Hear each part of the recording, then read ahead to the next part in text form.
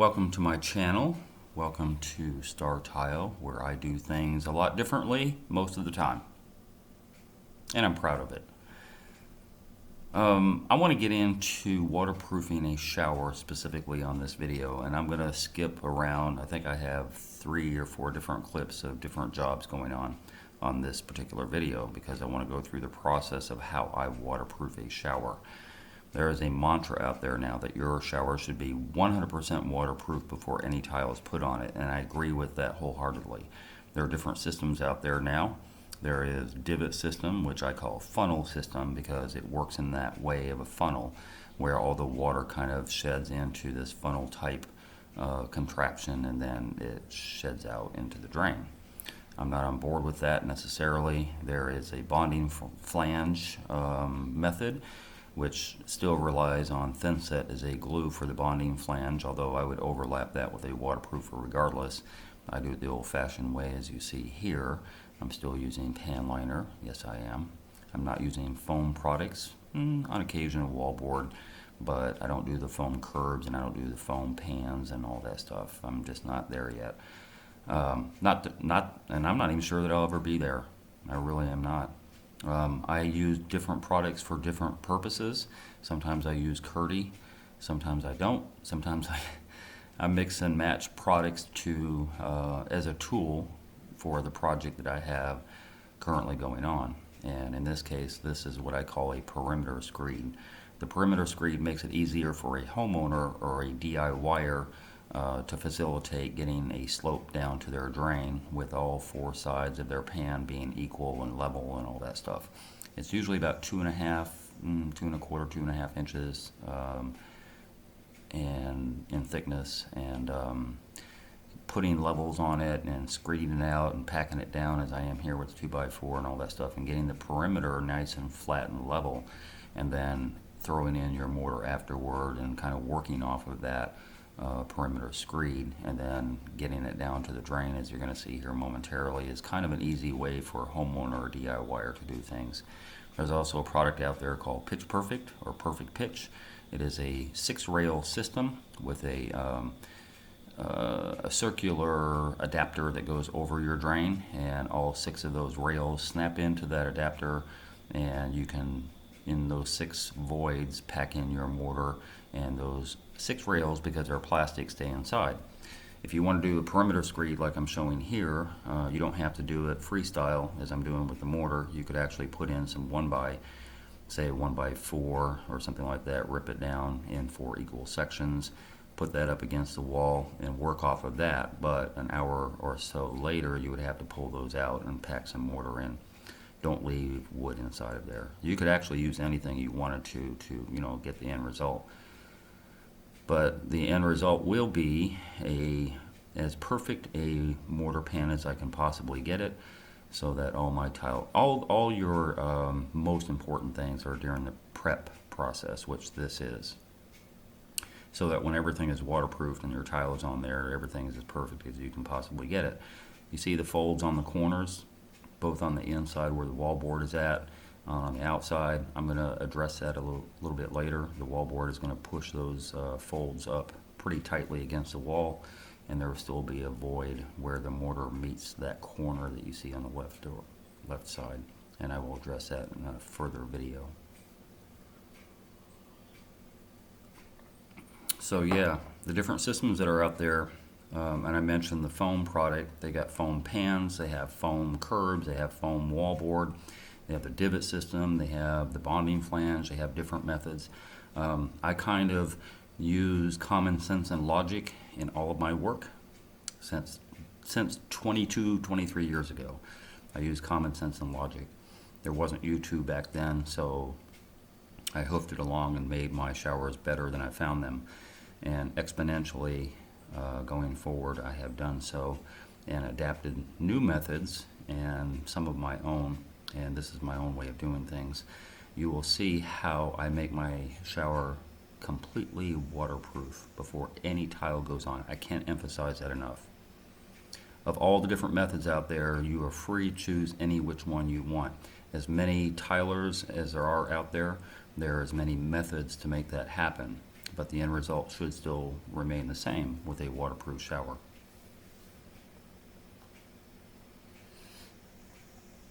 Anyway, I'm going to get into momentarily here, you're going to see me building the curb. Where I perforate that pan liner my knees are currently on. And a lot of people freak out when they see me perforate the pan liner with my Durarock, and for good reason.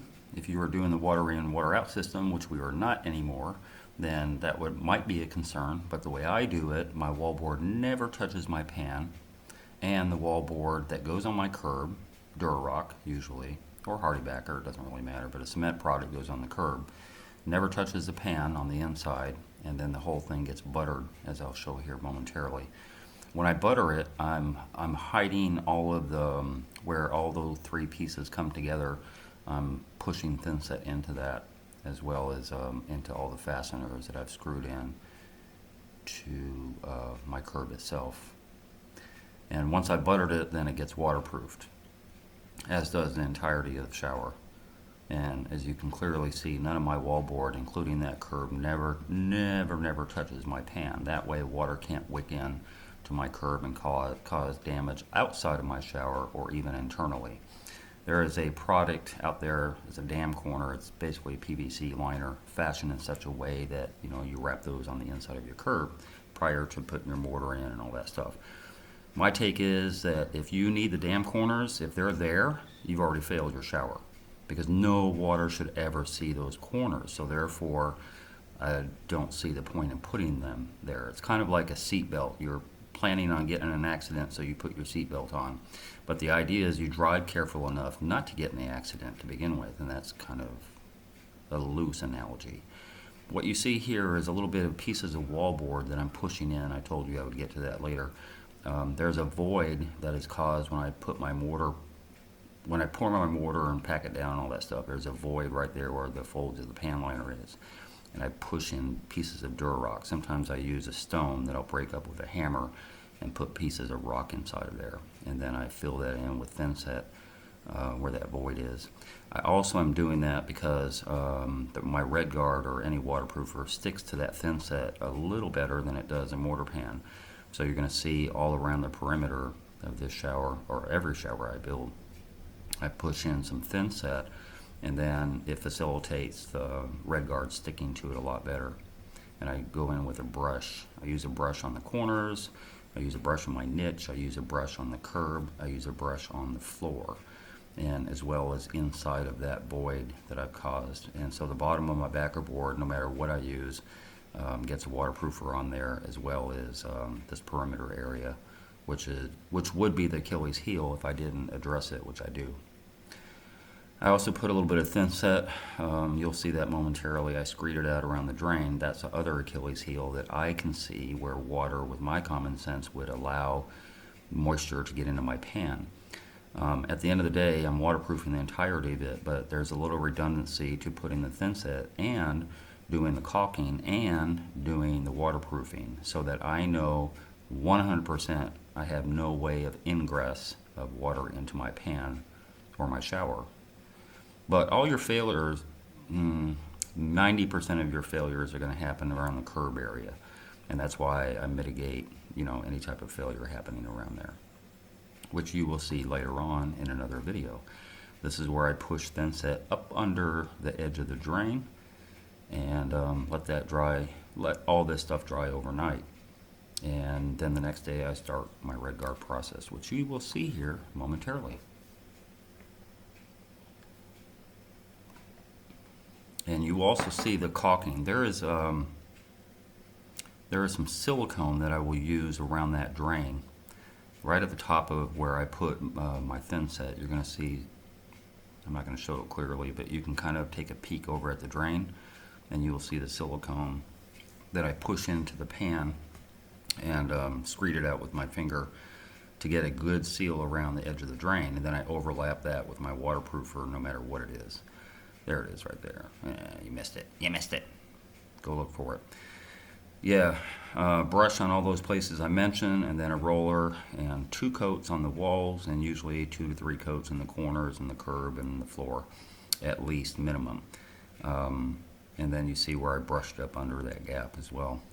I use silicone. There are other products out there, polyurethane, which I would not trust because, yeah, it's not really a man-made product. So it does have a tendency of attracting mold and mildew and failing after some time, and I just don't want polyurethane in my shower. Momentarily, you're going to see here where Isaac Ostrom has, I put a little clip in of his because he's using Curdy Fix to kind of mitigate some of the curdy areas that he had intentionally torn into in the corners. And the Curdy Fix is not waterproof. He showed and backed off of what he shows on this following video. He backed off of that after he did an experiment.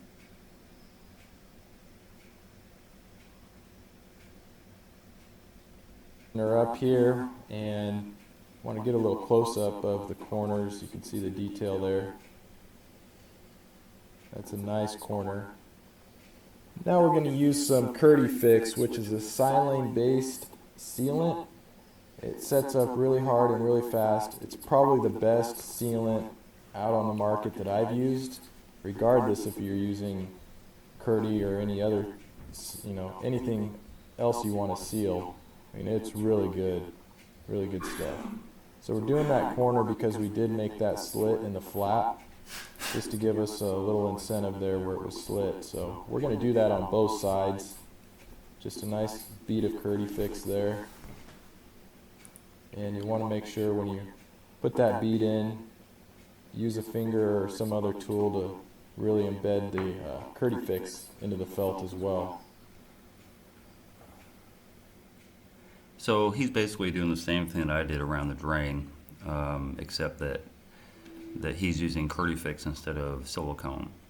And then he did a follow-up video where he took a little piece of Curdy, put some Curdy Fix on the corner, and it turned out not to be waterproof. So yeah, I stick to the silicone. This is a different shower where I'm doing a flood test on the surface because the surface is what matters. If water gets into your pan or your walls or anywhere whatsoever, this is where the failure is going to happen. And you can see clearly I put some silicone there and overlapped it. In this case I'm using Ardex, which I really like, and you can see that there's gaps as I've left in the other shower where my wallboard never touches my pan, and my pan is like definitively waterproof. With this flood test, it's going to be 24 hours. The plug that I put in there and the 5 gallons of water makes it so that, again, there's no water penetration. The curb corner, the dam corners that I'm talking about right here, you can watch this video on my channel, but the dam corners that I'm talking about are irrelevant for the reason that I explained earlier, that everything is waterproofed from the surface level, that there is no water penetration whatsoever, not around the drain, not around the curb, not anywhere. And then of course I'm doing the flood test not for my purposes, because I already know that upper malfunction is real, and that somebody else could do a job like this and fail somewhere, but I don't. And I'm very adamant about making my showers waterproof like this. Again, different types of methods, different ways to make that happen. This is my way. This is the next day with my little cruddy sailboat that drowned. When I pulled this plug, what you're going to notice, and I love this little bubble plug, this I use an air pump to put it in there, a manual air pump. And when I deflate that, the water is not going to escape, mainly because the plumber before me had already closed off all the drain lines and water tested them, and then the test wasn't over. Yeah, so unbeknownst to me, the water doesn't flow out, but regardless, you see that my shower pan is 100% waterproof. And with the flood test overnight, 24 hours, I'm very, very confident going forward with my tile that there will be no problem ever, ever, ever. Oh, by the way, on this video with the finished product with the tile that you see, I did a little sliver cut. I did one tile, you'll see it on the top of the niche, one big tile on top of the niche with an inch cut on both left and right side with one tile. It took me 3 tries because that 1-inch piece kept breaking, but I finally got it down pat, and I put that on my storyboard a while back, and people were chiming in, oh, why did you do a sliver cut on the left and the right of the niche? Because that's the way the tile fell. My customer actually did a lot of this prep on this shower. you know, I finished out doing the pan and the wallboard and the waterproofing and all that stuff, but he decided where the niche was going to fall, and he decided how the tile were going to be set, and this is a finished product. And look closely, you'll see on the very top tile of that niche, the left and right side that I'm very proud of, with the little 1-inch cuts. And it turned out very, very nice, and exactly as my customer wanted it to be. So the tile arguably is waterproof. This tile in particular, large format porcelain tile that is definitely is going to hold back water.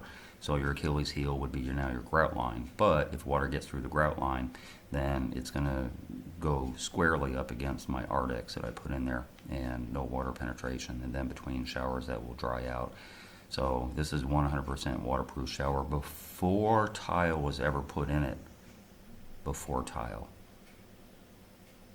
And then I have the quartz curb top, which I don't advocate for putting tile, because then you have grout lines on top of your curb, and I don't want those. So anytime possible, I'm putting, there's that tile. Yes, that was the big pain in the tuchus, but I made it happen.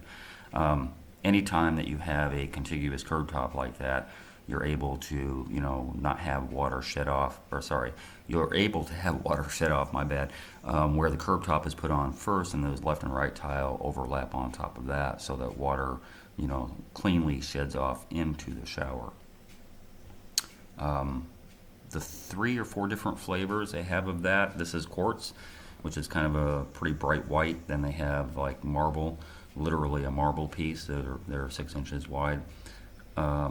They have what, like a travertine type color, which I would have preferred on this shower, but my customer wanted the white quartz. Then they have black. I did black a couple months ago, and I really liked how that turned out. I actually put that black on top of that knee wall too on that shower. My customer wanted tile on top of that is sloped inward with the Schluter trim wrapped all the way around and wrapped around the niche as well. But yeah, any way that you can make your shower 100% waterproof and your shower is functional before tile goes on, you're good to go, no matter how you make that happen. This is my particular way. I have adapted different methods of doing it the way that I do it through the years to make it to the point where it is bulletproof. But however you make it happen, that's kind of the mantra out there. I don't think anybody really is doing the water in, water out system anymore, which gets me back to why I don't do the curb, the dam corners at the curb, and why I don't do pre-slope and all the other things that people advocate for. I don't think the drain manufacturers, Odie and Sioux Chief and some of the others with the 3-piece drain system have caught up. You know, the whole weep hole idea is going away, and the manufacturers just haven't caught up with today's standard build of showers. They will eventually, but they haven't yet, and that's why you still have weep holes and troughs and things like that, and people with, yeah. Anyway, that's enough of that video. Hope that helps somebody. Stay tuned to my channel, subscribe, like, do all those things, and we'll see you on the next one. Hey, if you enjoyed that video and you learned something, consider being a Patreon member.